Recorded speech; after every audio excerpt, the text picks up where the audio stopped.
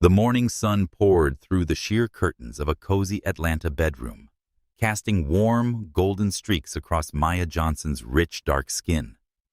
At 28, the Black American woman sat gently on the edge of her bed, her hands cradling the pronounced curve of her 7-month pregnant belly.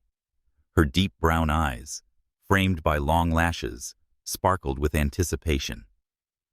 Today was the day she'd been dreaming of for months, the 3D ultrasound that would reveal her baby's face in vivid detail. Maya, a freelance graphic designer, had always found joy in creating beauty from ideas. And now, the creation of life within her felt like her greatest masterpiece yet. "Today we see you, little one," she whispered, her voice soft and melodic, carrying the warmth that had always calmed those around her. Her fingertips traced gentle circles over the soft cotton of her emerald green maternity dress, chosen carefully to complement her radiant complexion. The baby responded with a subtle flutter, as if sharing her excitement. Maya smiled, her heart swelling with love for the child she and her husband, Ethan Carter, had planned for together. Ethan, a 30-year-old white American man with a strong build and sandy blonde hair, had been her partner for 3 years of marriage. His work as a construction foreman kept him busy, his fair skin often tanned from long days under the Georgia sun. Their marriage was a tapestry of shared dreams and compromises, late-night talks about their future, laughter over Maya's attempts to cook his favorite Southern dishes, and the quiet pride of building a modest home together in a quiet Atlanta suburb. Ethan's steady presence had grounded Maya, his blue eyes softening whenever she spoke of their unborn child. They'd spent evenings sketching nursery designs, debating names, and imagining the family they'd become. Maya glanced at the clock on the nightstand. 9:47 a.m. Her ultrasound appointment was at 11 o'clock, leaving just enough time for breakfast and the 15-minute drive to the medical center. She'd been planning this day for weeks, her designer's eye extending to her outfit. This flowing dress made her feel beautiful, despite her third trimester's swollen ankles and persistent backache. As she reached for her purse on the dresser, her fingers brushed the empty spot where her phone usually rested. A flicker of unease crossed her face.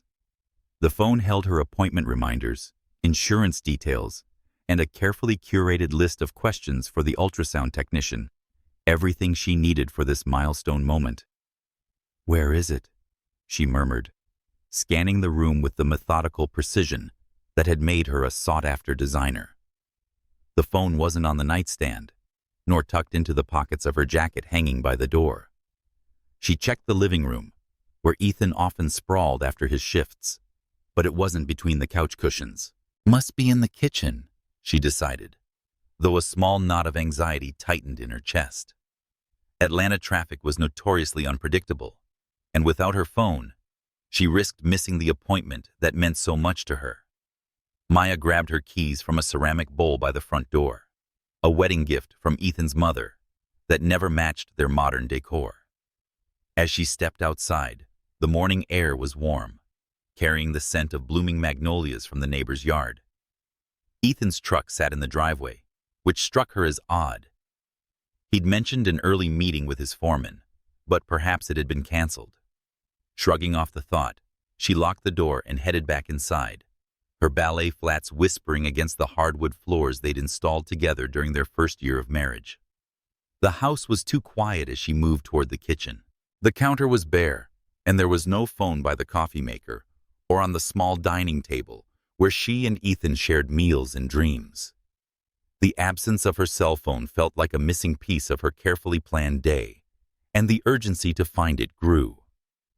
Little did Maya know that this minor oversight would unravel the life she'd built with Ethan, leading her to a moment that would change everything. What would you do if a forgotten phone led you to a life-altering discovery? Drop your thoughts in the comments below. We'd love to hear your take. If this story of Maya's journey resonates with you, give it a like to show your support, and subscribe to join us for the next chapter of Roots of Resilience. Your engagement keeps these stories coming, so let's start this journey together. Maya stood in the quiet kitchen, eyes scanning every surface for the missing phone. The morning light filtered through the window above the sink, glinting off the stainless steel coffee maker where she and Ethan often shared quiet breakfasts. Her purse, slung over her shoulder, felt incomplete without the familiar weight of her device. The ultrasound appointment was just over an hour, and the phone held everything. The confirmation email, her insurance card saved in a digital wallet, and a note app filled with questions she'd spent weeks refining. Would the baby's heart rate be checked? Could they confirm the due date? The thought of arriving unprepared sent a ripple of unease through her, tightening the muscles in her lower back already strained by her pregnancy. She rechecked the counter, pushing aside a stack of mail and a half-empty mug of Ethan's coffee, its bitter scent lingering in the air. No phone. She moved to the small dining table, where a single placemat marked her usual spot, but it wasn't there either. Maya's brow furrowed, her methodical mind retracing her steps. Last night, she'd been texting her sister Nia about the appointment, sprawled on the couch while Ethan watched a baseball game. Maybe it had slipped between the cushions. The living room was a cozy mix of their personalities, her colorful throw pillows clashing playfully with Ethan's practical leather recliner.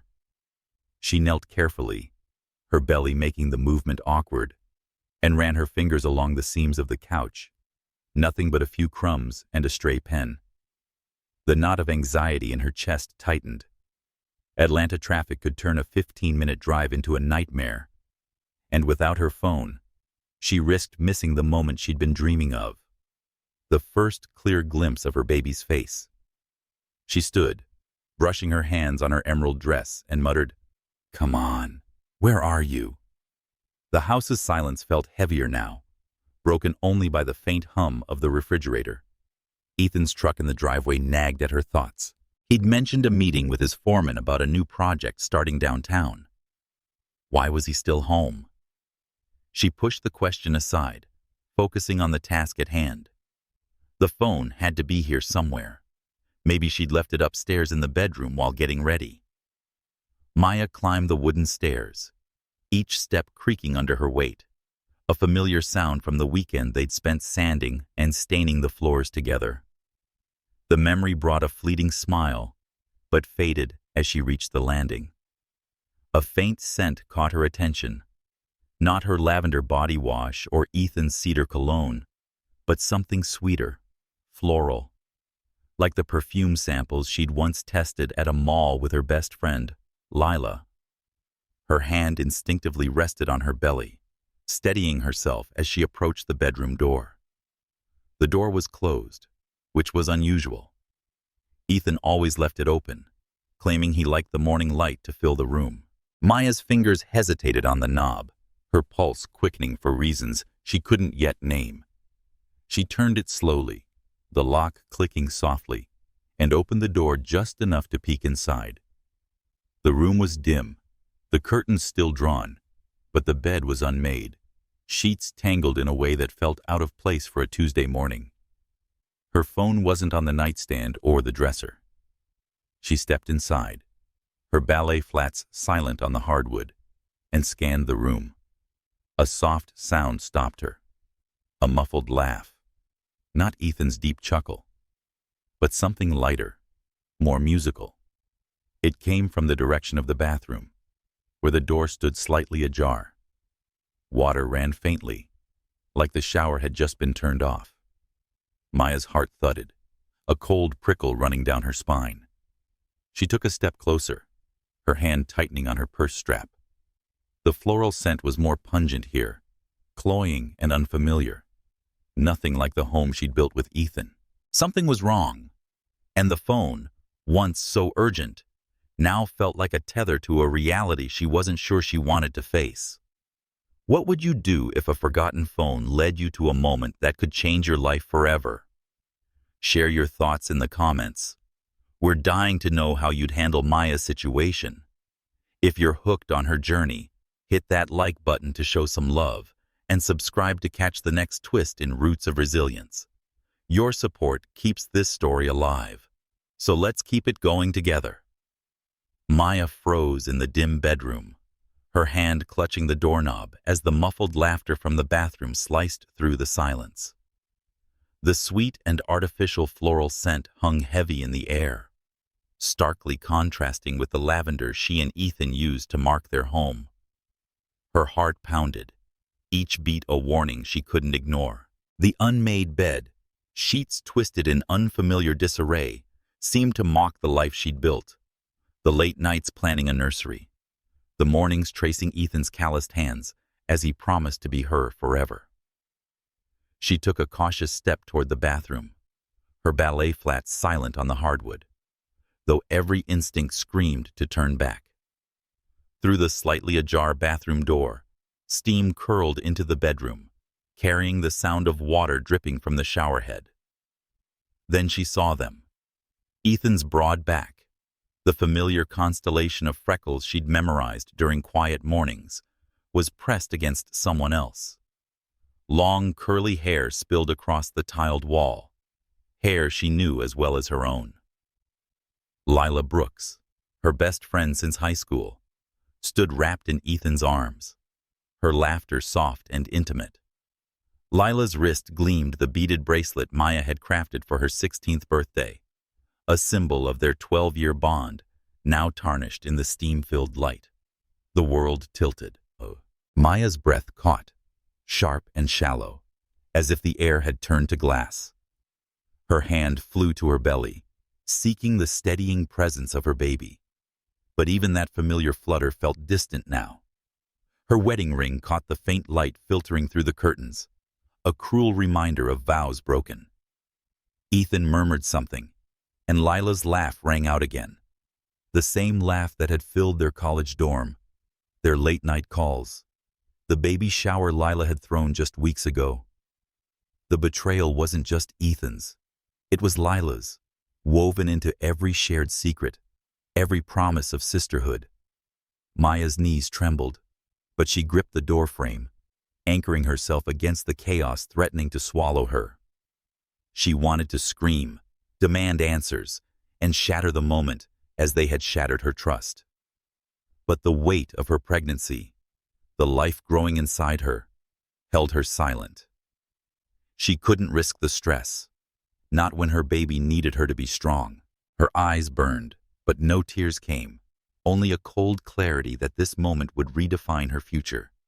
She backed away, her movements deliberate, as if any sudden motion might unravel her completely. Once a sanctuary of love, the bedroom now felt like a stage for deception. Downstairs, she moved with mechanical precision, her designer's instinct for order taking over. She grabbed her pre-packed hospital bag in the guest room. Diapers, onesies, prenatal vitamins, medical records, items she'd prepared with such hope. Her phone, still missing, no longer mattered as much as escape. As she passed the kitchen, she spotted it on the windowsill, next to the succulent she'd nurtured alongside her growing belly. 17 missed calls from Nia flashed on the screen, but she slipped the phone into her purse without checking them. The front door clicked shut behind her, the sound final, like a chapter closing. Ethan's truck loomed in the driveway, a silent accomplice to the scene upstairs. Maya slid into her Honda Civic, her hands steady despite the storm in her chest. She glanced at the rearview mirror, her dark eyes wide but dry, her expression eerily calm.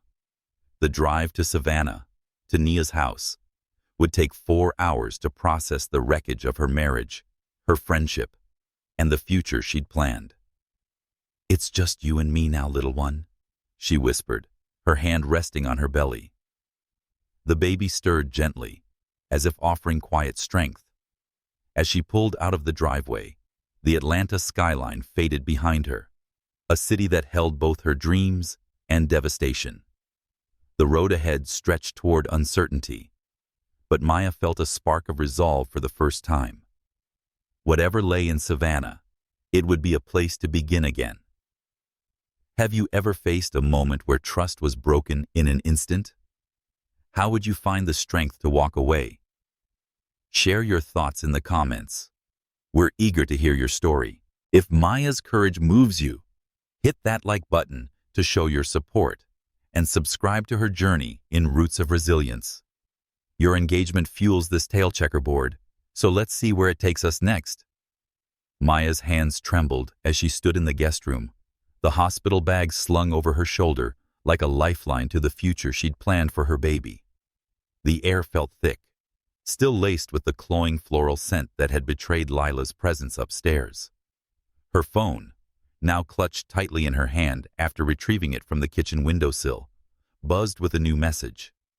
The screen lit up with Lila's name, and Maya's breath caught, her thumb hovering over the notification. Part of her wanted to ignore it and erase Lila as swiftly as she tried to escape this house. But curiosity, or perhaps a desperate need for answers, made her open the text. "Maya, I'm so sorry," it read. "It started 3 months ago, when you were away for that design conference. I was lonely, feeling lost after my breakup. Ethan was there, and it just happened. We never meant to hurt you. I know that sounds hollow now, but I swear it's true. Please, can we talk?" The words landed like shards of glass, each one cutting deeper. 3 months. The betrayal wasn't a moment of weakness, but a deliberate choice, sustained through lies, while Lila helped paint the nursery, through Maya's baby shower, and smiled through every shared coffee date. The beaded bracelet, a symbol of their 12-year friendship, now felt like a mockery. Maya's vision blurred, not with tears, but with a cold fury that steadied her shaking hands. She deleted the message, her fingers moving with the precision of someone shutting a door on a past they could no longer trust.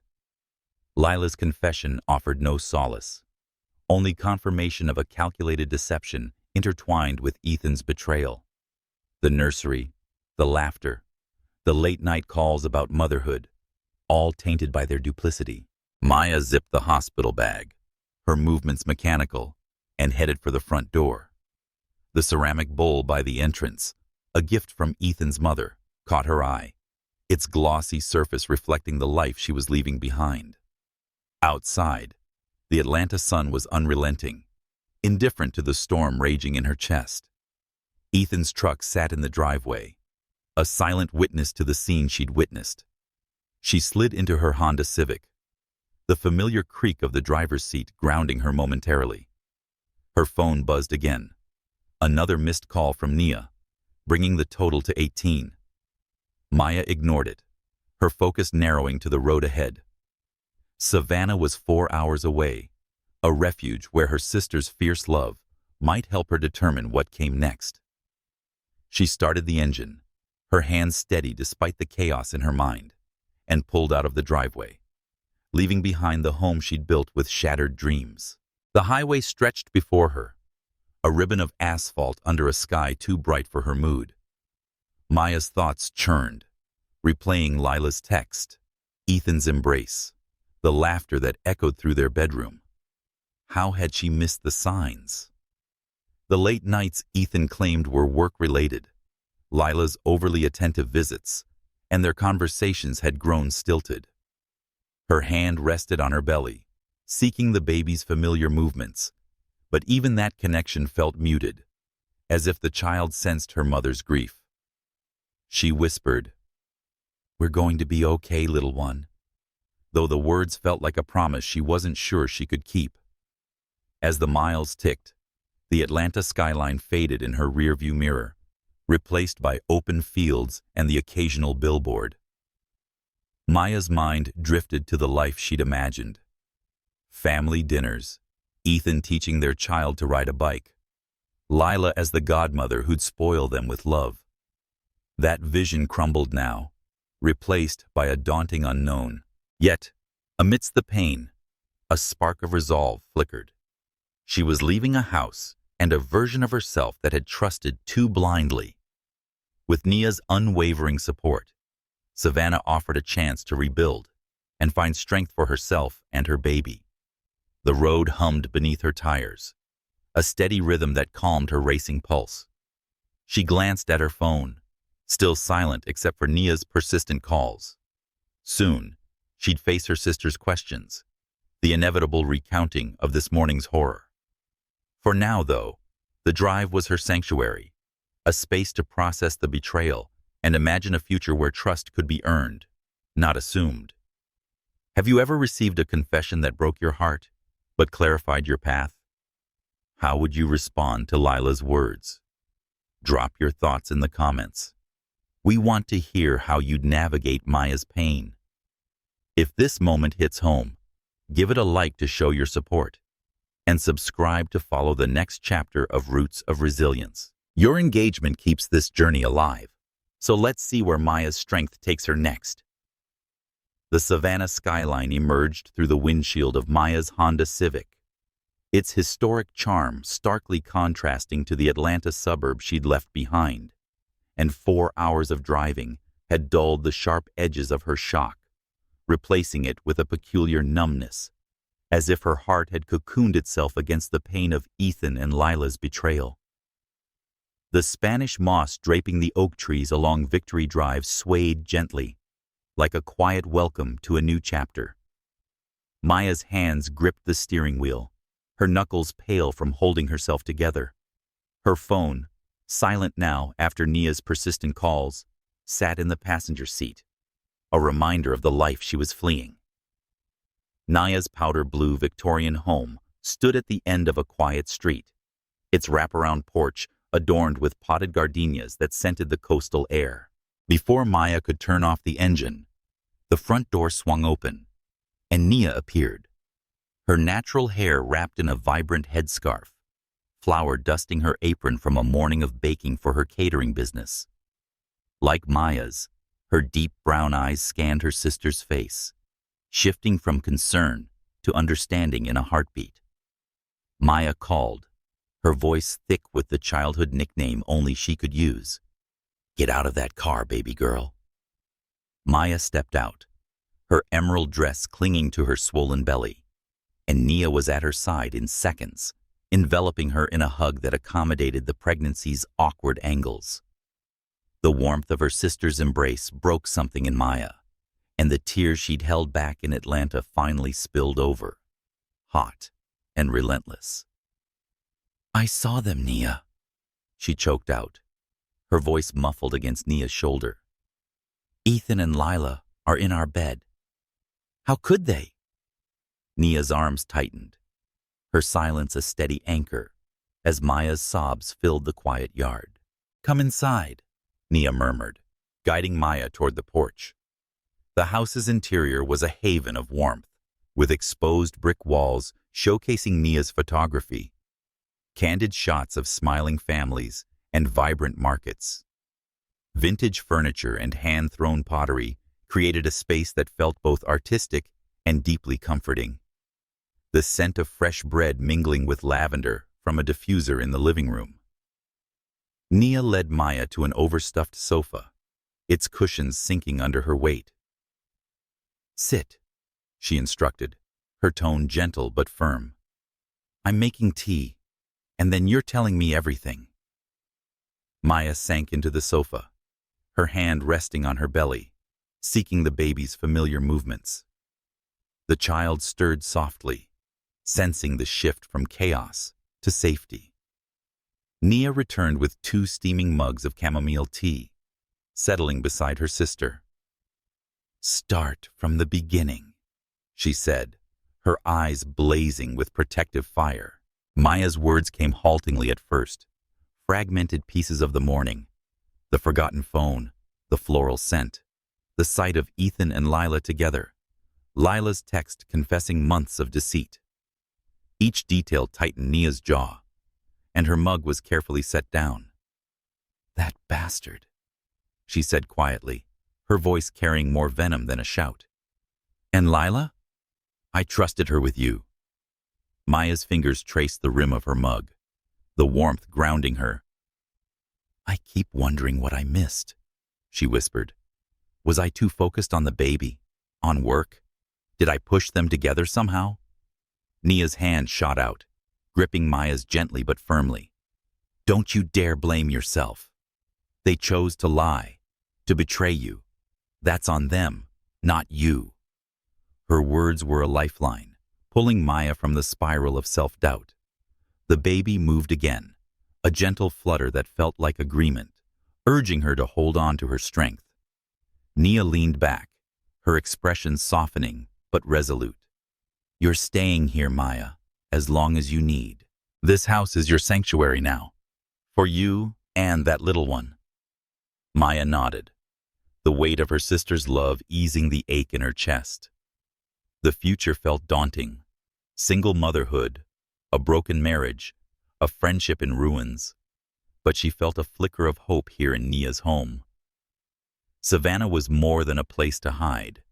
It was a space to heal, rebuild, and learn who she could be without the shadows of betrayal. As the afternoon light filtered through the windows, painting the room in soft gold, Maya sipped her tea, letting Nia's presence anchor her. The road ahead was uncertain, but for the first time since that morning, she believed she wouldn't face it alone. Have you ever found refuge in a loved one's support during heartbreak? How would you lean on someone like Nia? Share your story in the comments. We're eager to connect over Maya's journey.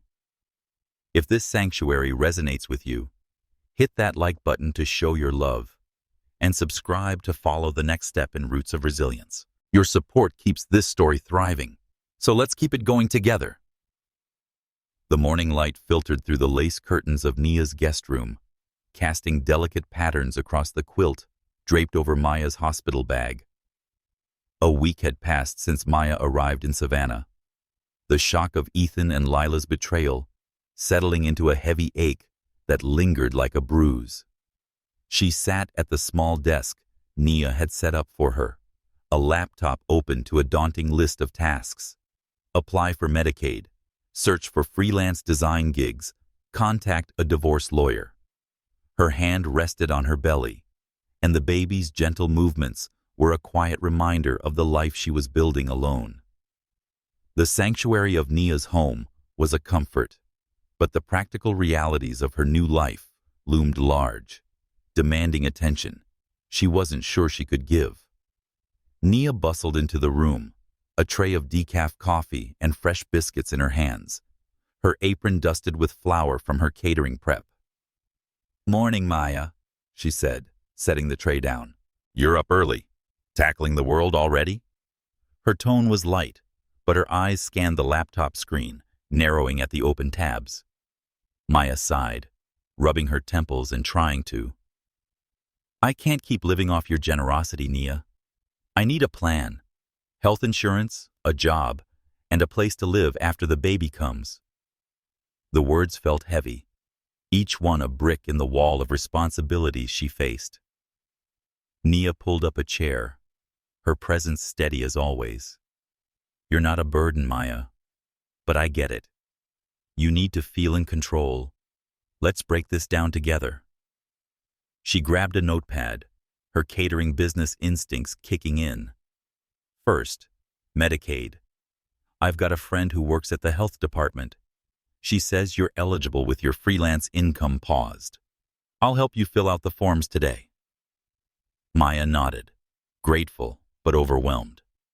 Her design work slowed during her pregnancy, and her savings were dwindling quickly. The thought of medical bills without insurance tightened her chest. Next, Nia tapped the laptop. "Jobs. You're a damn good designer. I've seen your portfolio. Those logos for the Atlanta startups? Pure gold. There's a print shop downtown looking for a part-time graphic designer. Flexible hours, remote options.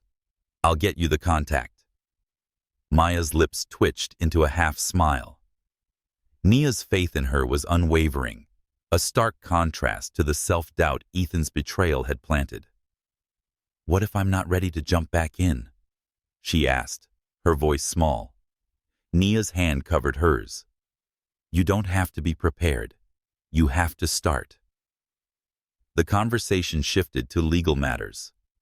Maya had found a divorce lawyer online, Karen Wells, who offered free consultations for low-income clients. "I called her yesterday," Maya said, her fingers tracing the edge of the desk. "She thinks Ethan's construction income might complicate alimony, especially with a baby involved. I don't know what I want from him. Money, distance, or both." Naya's jaw tightened, but her tone stayed calm. "You don't have to decide today. Just talk to her. Get the lay of the land." Knowledge is power, Maya. They spent the morning tackling the Medicaid application, Nia patiently guiding Maya through the dense forms. By noon, they'd submitted it online, a small victory that eased some of Maya's anxiety. Nia then pulled up listings for affordable apartments in Savannah's Victorian district, close to her home. She said this one's got a sunny nursery potential, pointing to a modest one-bedroom. And it's near a park for when the little one's toddling around. Maya imagined her baby in that space, a new home untainted by memories of Ethan and Lila. The idea sparked hope, though the logistics, deposits, moving costs, felt daunting. As they broke for lunch, Nia served a simple salad, her catering flair evident in the vibrant mix of greens and homemade dressing. "You're not just surviving, Maya," she said, passing a plate. "You're building something new. It's scary, but you've got this, and you've got me." Maya's eyes stung, not with tears of grief but with gratitude. The baby stirred, a soft flutter that felt like encouragement. For the first time since Atlanta, Maya felt a sense of agency, as if the pieces of her life, though scattered, could be reassembled into something substantial. The afternoon sun bathed the porch in warmth as Maya and Nia sat outside, sipping iced tea and reviewing job applications. Savannah's quiet streets hummed with possibility, starkly contrasting the chaos she'd left behind. Maya knew the road ahead would be tough. Financial uncertainty, legal battles, single motherhood. But Nia's practical support made it feel surmountable. She was no longer just running from betrayal, but laying the foundation for a life defined by her choices.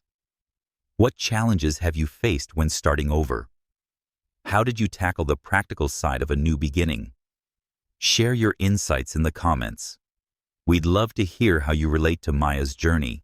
If her strength inspires you, hit that like button to show your support, and subscribe to follow the next step in Roots of Resilience. Your engagement keeps this story forward, so let's build it together. 3 weeks had passed since Maya arrived in Savannah, and the initial shock of Ethan and Lila's betrayal had settled into a quiet ache, like a wound beginning to scar. Nia's Victorian home remained a sanctuary, its warm walls a buffer against the uncertainty of Maya's future. On a humid Tuesday evening, Maya sat on the back porch, her hand resting on her belly, and the baby's gentle movements were a steady companion. Nia emerged from the kitchen with a tray of fresh fruit and homemade scones in hand, her eyes shining with purpose. "Maya, I want you to meet someone," she said, her tone carrying the careful enthusiasm of a planned intervention. Behind her stood Zara, a woman with warm eyes and intricate braids adorned with colorful beads, her fingers stained with paint that hinted at her artistic life. "This is Zara Johnson," Nia said, setting the tray on the patio table. "She runs the art therapy program at the Savannah Community Arts Center." Zara's smile was immediate, reaching her eyes in a way that made Maya feel seen without judgment. "Zara said Nia's been singing your praises, settling into a wicker chair. She says you're a designer with an eye for beauty. Ever tried painting your emotions?" Maya hesitated, her fingers fidgeting with the hem of her sundress. "I'm not the artistic type. Not like that," she admitted. Zara laughed softly, her voice rich with understanding. "Neither was I until life threw me a curveball. Lost my partner 2 years ago in a car accident, Art became my way of making sense of the mess inside. Her candor disarmed Maya, stirring a flicker of curiosity. Nia, ever the orchestrator, added, "They've got prenatal yoga too, but the art sessions might speak to you. No pressure, just an option." The idea lingered as Maya sipped her tea, the Savannah breeze carrying the scent of gardenias. She'd always channeled her creativity into structured designs, logos, layouts, clean lines. But the chaos of her emotions felt too raw for such precision. "What kind of art?" she asked, her voice tentative. Zara's eyes lit up. "Whatever feels right. Painting, collage, clay. One woman makes quilts, each square a piece of her story. It's about getting the feelings out, not creating a masterpiece." Maya nodded, intrigued despite her reluctance. The baby stirred, as if nudging her toward this new possibility. That evening, Maya found herself outside the Savannah Community Arts Center, a converted Victorian mansion buzzing with creative energy. Her hand rested on her 8-month belly as she hesitated at the steps, uncertainty washing over her. "We can leave if it feels wrong," she whispered to her baby, who responded with a soft flutter. Inside, the hallway was a kaleidoscope of children's artwork, bright handprints and crayon sketches that radiated joy. The scent of clay and coffee mingled, guiding her to room 7, where the art therapy session was held. The room was intimate, with large windows overlooking a courtyard garden and tables arranged in a loose circle.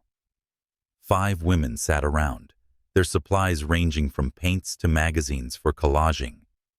Zara looked up, her smile warm. "Maya, you came. Grab a seat." A woman with silver hair and kind eyes, Esther, gestured to an empty chair. "I'm new too," she said.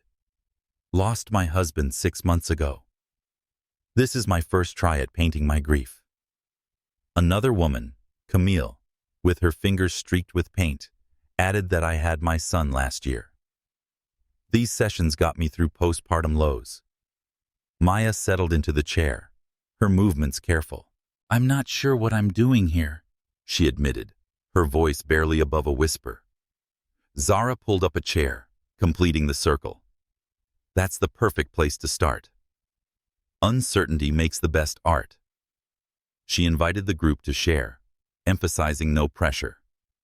Esther spoke of her loneliness, Camille of her struggles with motherhood. When Maya's turn came, she hesitated, then said, "I'm starting over. Everything I thought was true, my marriage, my closest friendship, fell apart. I'm scared to bring a baby into this mess." The room held her words gently, no judgment in the woman's eyes. An older woman, Patricia, sketching quietly, said, "Uncertainty's not a bad foundation. Sometimes it's the only honest one." Maya felt a weight lift, the shared vulnerability a quiet balm. Zara handed her a watercolor set, and Maya let the brush move without plan, blues blending into deep ocean hues, then softening with threads of gold. From upstairs, piano music drifted, its melody raw and honest, echoing her shifting emotions. The notes seemed to understand pain and hope, guiding her brushstrokes. As the session ended, Maya looked at her painting, a fluid landscape of depths and dawns. For the first time in weeks, she felt a spark of connection, not just to her art, but to the women around her, each carrying their own stories.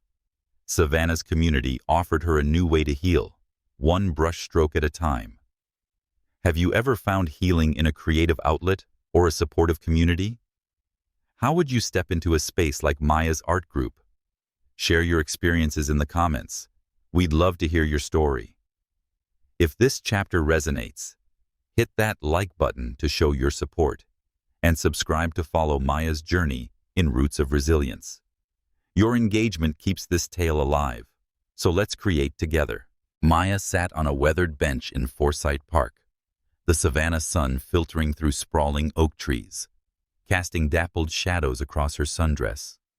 Her hand rested on her 8-month belly, the baby's restless movements mirroring her unease. Nia was nearby, her camera clicking as she captured a young family's laughter, parents chasing a toddler, grandparents sharing quiet smiles. The scene stirred a bittersweet ache in Maya, a reminder of the family she'd envisioned with Ethan, now shattered by his betrayal of Lila. She pushed the thought aside, focusing on the gentle breeze and the distant sound of children's voices near the park's fountain. A group of kids gathered around a man on a checkered blanket, his guitar strumming a lively tune that drew Maya's gaze. His dark hair caught the sunlight, and his patient voice guided the children through an improvised song about the park. "And the fountain goes splash, splash, splash," sang a boy with a gap-toothed grin, while a girl with pigtails giggled. "The squirrels run fast, fast, fast." The man's smile was warm, his demeanor a blend of gentle strength that felt oddly familiar. Maya walked closer, drawn by the music's infectious joy, and something deeper she couldn't name. As she approached, the man looked up, his brown eyes meeting hers across the small circle of children. He said, "That's beautiful, everyone," his voice carrying a slight roughness, as if it had weathered its storms. "Music's everywhere if you listen for it." A little girl, bold with childhood curiosity, spotted Maya and pointed. "Is there a baby in your tummy?" Maya knelt carefully, her belly making the motion deliberate. "There is," she said, smiling. "And the baby likes the music." The man set his guitar aside, eyes seeking Maya's permission before speaking. "Babies can hear music, you know. Their little ears work even before they're born." He gestured to the kids. "Want to feel the baby dance?" Maya nodded, touched by his gentle respect. Small hands pressed against her belly, and the baby obliged with a series of flutters, eliciting gasps of delight. "It's dancing!" the gap-toothed boy exclaimed. Maya laughed, the sound surprising her with its lightness. The weight of Ethan's betrayal lifted for a moment, replaced by the simple joy of connection. "I'm Lucas Bennett," the man said quietly as the children returned to their play. "You're new to Savannah. I'd remember meeting you." His tone was kind, unassuming, without the probing curiosity Maya had braced for. "Maya Johnson," she replied, gesturing to her belly. "And this is someone who loves a good melody." Lucas's smile widened, a spark of recognition in his eyes. "Good taste already. Are you staying with family here?" "With my sister Nia, while I figure things out," Maya said, her words carefully vague. Lucas nodded, his expression suggesting he understood the language of unspoken pain. "Savannah's a good place for figuring things out. The community center has helped me through some rough patches." He paused and added that Zara mentioned you were at her art therapy group. "I was playing piano upstairs that night." Maya's breath caught. The haunting melody that had guided her brushstrokes during her first art session was his. "Was that you?" "Your music. It felt like it understood something about me." Lucas's eyes softened, a shared vulnerability passing between them. "I lost my wife a few years back," he said. "Music's how I process what words can't hold. Sadness, hope, all of it." His honesty, free of pretense, contrasted sharply with Ethan's practiced vulnerability, stirring a warmth in Maya's chest. They sat on the blanket, Lucas strumming softly as the children played nearby. He asked no questions about her past, made no assumptions about her pain. Instead, he shared stories of the kids' music sessions, his voice weaving a safe space where Maya could be. The baby moved again, as if swaying to the guitar's rhythm, and Maya felt a spark of hope, not the naive dreams of her old life, but a quiet belief that connection was still possible. As Nia approached, her camera slung around her neck, Maya felt reluctant to leave. Lucas stood, brushing grass from his jeans. "Same time next Thursday, weather permitting," he said. "Music's for everyone, especially kids who need it." Maya smiled, the first genuine one in weeks. "I'd like that." Walking away with Nia, she hummed a fragment of Lucas's tune, her hand on her belly, feeling the first stirrings of trust in a world she was learning to navigate anew. Have you ever met someone whose presence felt like a safe harbor in a storm? How would you open up to a connection like Maya and Lucas's? Share your thoughts in the comments. We're eager to hear your story. If this moment of hope resonates, hit that like button to show your love and subscribe to follow Maya's journey in Roots of Resilience. Your support keeps this tale alive, so let's see where it leads next. The Savannah night was heavy with the promise of rain, the air thick and restless as Maya lay in the guest room of Nia's Victorian home. Her 8-month belly made sleep elusive, the baby's movements a constant reminder of the life she was preparing to bring into an uncertain world. The soft glow of her phone illuminated the room, its screen a silent sentinel of the life she'd left behind in Atlanta. At 2:00 a.m., it buzzed with a call from Ethan, his name flashing like a warning. For weeks, Maya had ignored his voicemails and texts, deleting them unread to protect the fragile peace she was building. But the late hour, the persistent vibration, made her hesitate, her thumb hovering over the answer button. She pressed it, muscle memory overriding caution. "Maya, thank God." Ethan's voice rasped, rough with desperation. "I've been trying to reach you for weeks. I'm in Savannah, outside Nia's house. Please don't hang up. Just listen." Her heart thudded, and the sanctuary of Nia's home suddenly felt fragile. "What are you doing here?" she asked, her voice steady despite the panic rising in her chest. Ethan's words tumbled out in a rush. "I'm in therapy, Maya. Twice a week with Dr. Patterson. I ended things with Lila and blocked her number. It was a mistake. Never serious. I was scared. Scared of being a father. Of everything changing. I messed up, but I want to save our family." Maya's free hand rested on her belly, the baby stirring restlessly, as if sensing her tension. Ethan's tone was familiar, the vulnerable plea she'd fallen for early in their marriage, but it rang hollow now, laced with a rehearsed quality. "I've been working on my abandonment issues," he continued. "My dad left when I was a kid, and I sabotaged us because I was afraid you'd go too."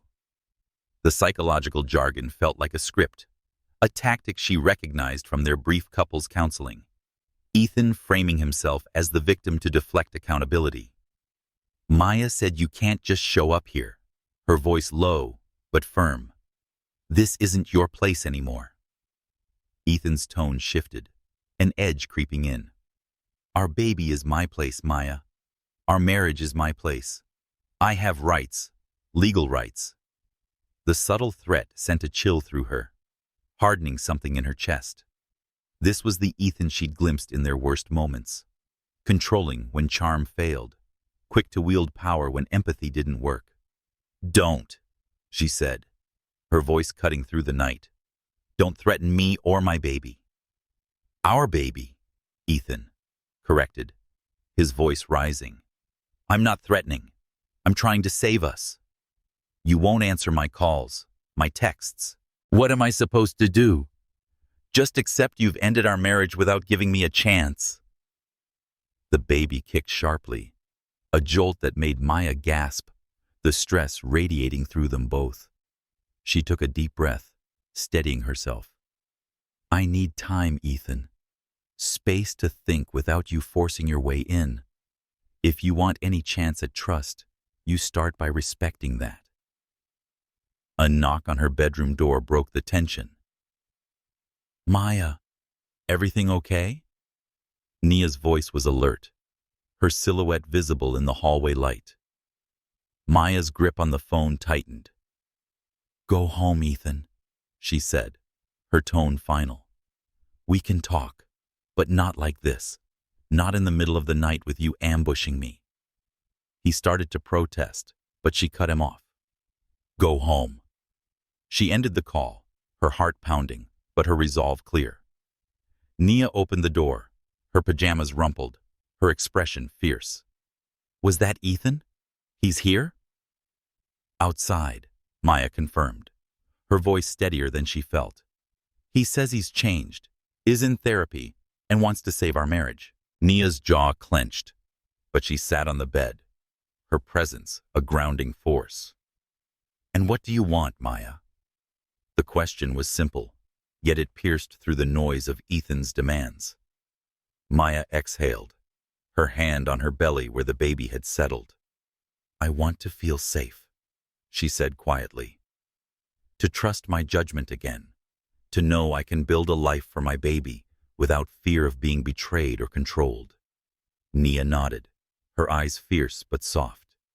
Then that's what we focus on. He's showing up and making threats. That's just noise. You don't owe him anything.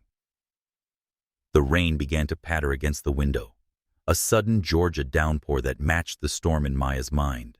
But she felt a flicker of certainty in Nia's guest room, surrounded by her sister's unwavering support. Ethan's intrusion had tested her, but it also clarified her strength. She wasn't the woman who'd driven away from Atlanta in shock. She was someone choosing her path, one step at a time. How would you handle an unexpected confrontation from someone who betrayed you?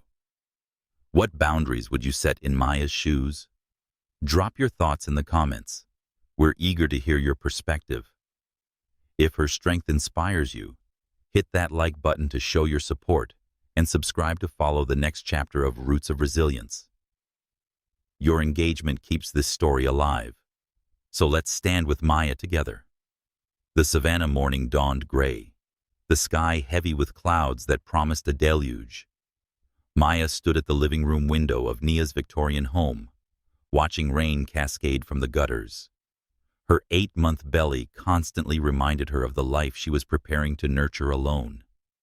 Ethan's late-night call 2 days ago had shaken her, his threats of legal rights and pleas for reconciliation stirring a restless unease.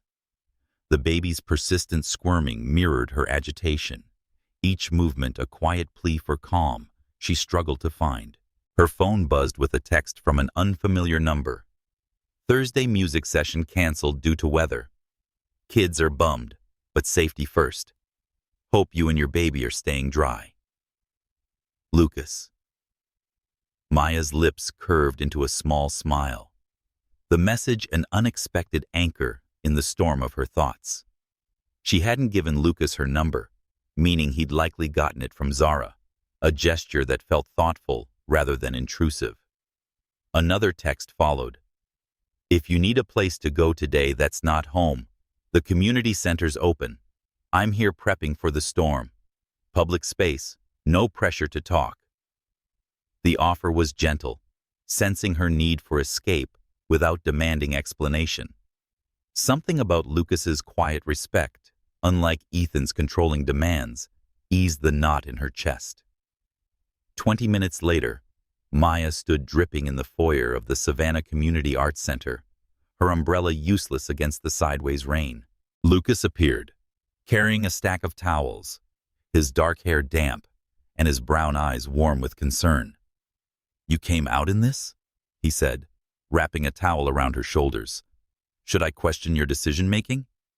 His teasing was light, but his gaze lingered, ensuring she was okay.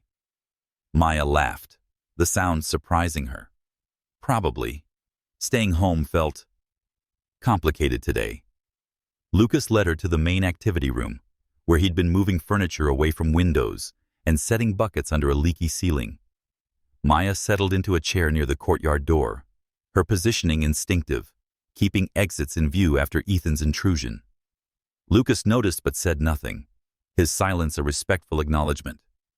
Maya observed glamorous work, gesturing to the buckets. Lucas grinned, hauling a table aside. Community center life, fixing leaks and chasing dreams. Physical work helps when my mind's too loud. They work together in comfortable quiet. Lucas handling heavier tasks, while Maya organized art supplies and checked buckets for drips. The baby settled, soothed by the gentle rhythm of activity. Maya ventured a question as they paused for decaf coffee, her voice soft.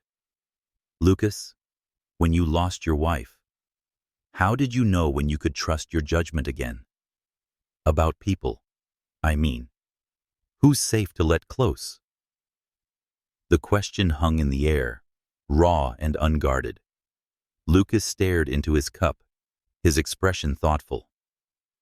"For a long time after Rebecca died, I didn't trust myself at all. Not with music or people. I kept waiting for a sign that I was ready for clarity." He looked up, his eyes steady. What changed was realizing that certainty doesn't come. Trust isn't about knowing someone won't hurt you. It's about believing you can handle whatever happens, and trusting yourself to spot the difference between someone who might hurt you by accident and someone who chooses to. His words landed with quiet force, cutting through the fog of Maya's self-doubt. Ethan's betrayal was a deliberate and sustained choice, unlike the unintentional pain that came with human flaws. Lucas's presence, his careful respect and lack of demands, felt like a choice rooted in kindness. "That's helpful," she said, her voice barely above a whisper.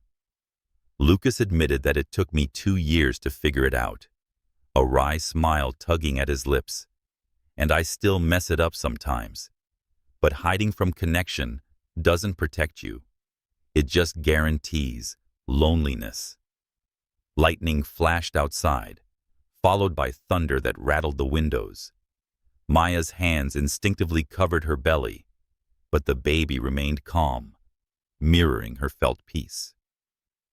"Lucas noted that your little one handles the storm better than most, and his tone is warm. They seem to know you're stronger than you think."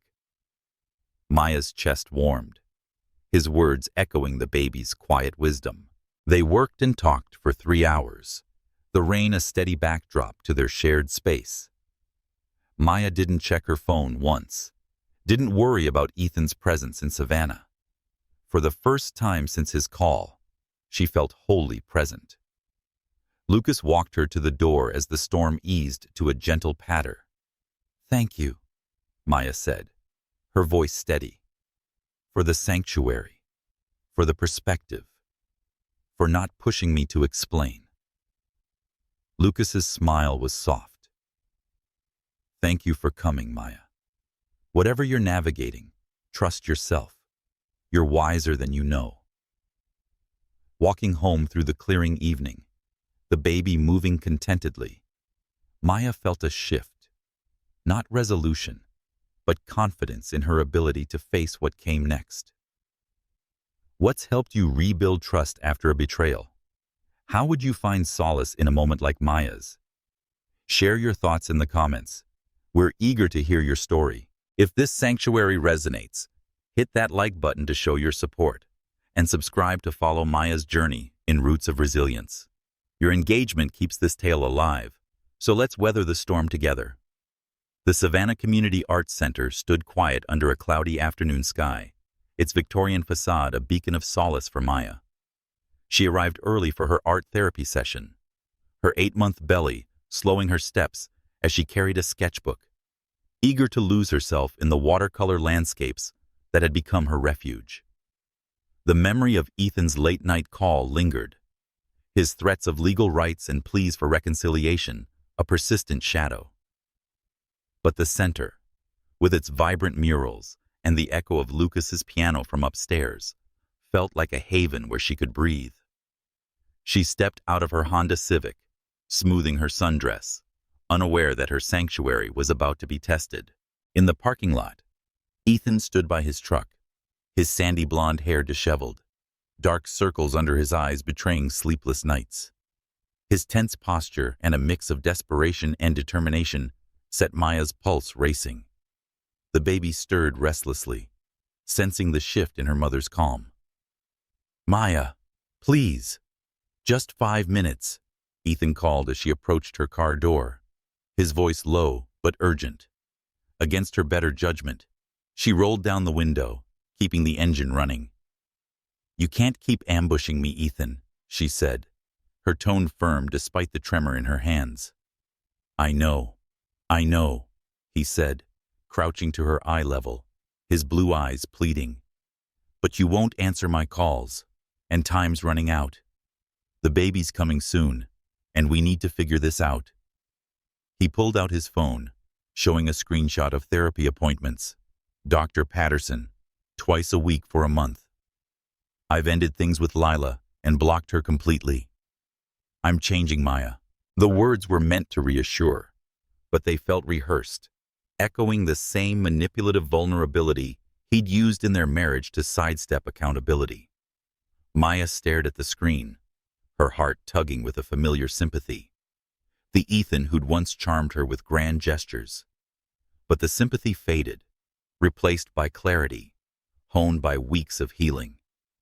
"That's good, Ethan," she said, her voice steady. "I'm glad you're getting help. But therapy doesn't erase what you did." Ethan's expression faltered. "I know it doesn't, but it's helping me understand why. The pregnancy and becoming a father triggered my fears of not being enough. I sabotaged us because I was scared you'd see I wasn't good enough." The explanation was too familiar, a recycled narrative from their past. Maya took a deep breath, drawing on the strength she'd found in Nia's support and Lucas's wisdom. "Ethan, you didn't just make a mistake. You made choices, day after day, to deceive me. You brought Lila into our bed, our life, and lied to my face for months. That's not fear, that's betrayal." Her words were clear, cutting through his excuses. Ethan stood, his voice rising with a familiar edge. "So you're throwing away 3 years of marriage? You're denying our child a father because of one mistake?" "Stop calling it one mistake," Maya snapped, the baby kicking sharply as if echoing her resolve. "Stop minimizing what you did, and stop using our baby as leverage. This isn't about denying you. It's about me refusing a marriage built on manipulation." Ethan's mask slipped, revealing raw anger. "And do you think you'll find it better with him? That musician, Lucas? I've seen you, Maya, painting pictures and playing house with him while carrying my child." The violation of her privacy and his tone's possessiveness crystallized her clarity. "You've been watching me." Maya's voice was quiet, but it carried a steely edge. "Get away from me, Ethan. Get away from my car, this place, my life." She started the engine, her hands steady now. "We're done. You'll go through a lawyer if you want to be part of our child's life. But this conversation is over." Ethan stepped back, his face a mix of shock and frustration. But Maya didn't wait for a response. She drove away, leaving him in the parking lot, the baby settling into a calm stillness that mirrored her certainty. Maya felt a weight lift as the center's lights faded in her rearview mirror. This wasn't just about ending a marriage. It was about choosing herself, her baby, a life free from surveillance and control. The clarity was liberating, a testament to the strength she'd built in Savannah's embrace. She wasn't running anymore, standing firm, ready to face whatever came next. How would you confront someone who betrayed your trust? What strength would you draw on in Maya's place? Share your thoughts in the comments. We're eager to hear your story. If her courage inspires you, hit that like button to show your support, and subscribe to follow the next chapter of Roots of Resilience. Your engagement keeps this journey alive, so let's stand firm with Maya together. The October sun painted Savannah's Tybee Island beach in hues of amber and coral, the waves whispering a timeless rhythm against the shore. Maya stood barefoot in the sand, her 9-month-old daughter, Amara, nestled contentedly in her arms, her tiny fingers clutching a seashell. 3 weeks earlier, Maya had given birth to Amara in a blur of labor, supported by Nia's fierce encouragement and Lucas's quiet strength. Now, 6 months later, Amara's dark eyes sparkled with curiosity, her sunny disposition finding music in the rustle of palmetto leaves and the distant call of seabirds. Maya adjusted Amara's sun hat, humming one of Lucas's lullabies, the melody a thread weaving their new life together. Lucas approached, his guitar slung over his shoulder, his dark hair catching the golden light. "She's got your eyes when she's thinking," he said softly, his brown eyes warm with affection. "But that determination when she wants something, that's all you." Maya smiled, her heart full. Their relationship, officially together for 3 months, had grown organically. No grand declarations, just a steady deepening of trust. Lucas had been there through Amara's birth, recording lullabies for her, helping install the crib in Nia's guest room turned nursery, his presence a constant without demanding control. Nia joined them, her camera around her neck, setting up a picnic on a checkered blanket. "The light's perfect," she called. "Let me get some shots of you three."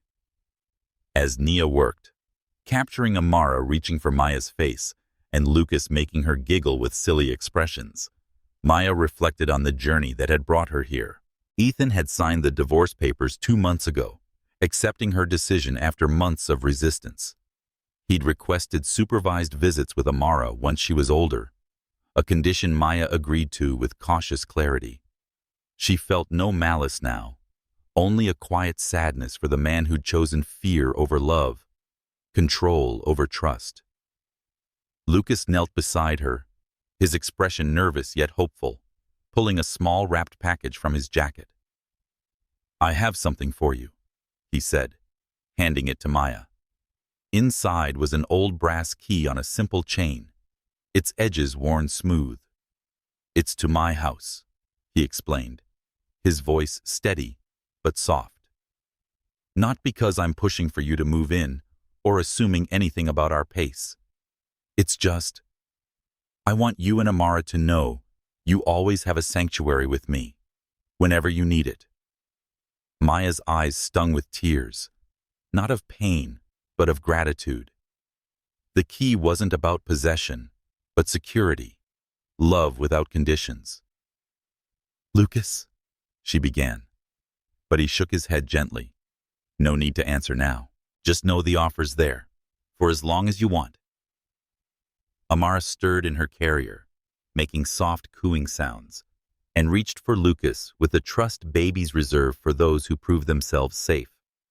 He lifted her, settling her against his shoulder, humming a lullaby as her eyes fluttered with contentment.